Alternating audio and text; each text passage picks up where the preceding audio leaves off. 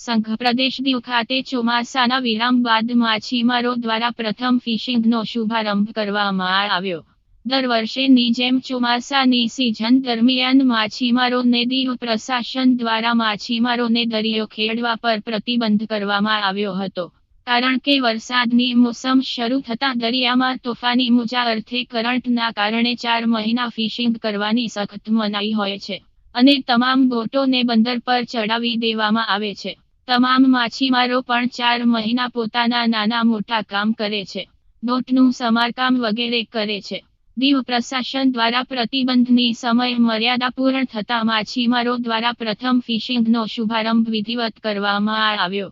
માછીમારોની મહિલાઓ દ્વારા દરિયા કિનારે માછીમારોની સુરક્ષા માટે દરિયાદેવનું વિધિવત પૂજન કરી બોટોને ફિશિંગ માટે રવાના કરવામાં આવ્યા હતા। પૂજનમાં મહિલાઓ દરિયાખેડૂઓ તેમજ પરિવારજનોની સુરક્ષા અને સલામતીની પ્રાર્થના કરે છે અને ફિશિંગમાં વધુ બરકત આપે તેવી પ્રાર્થના કરે છે।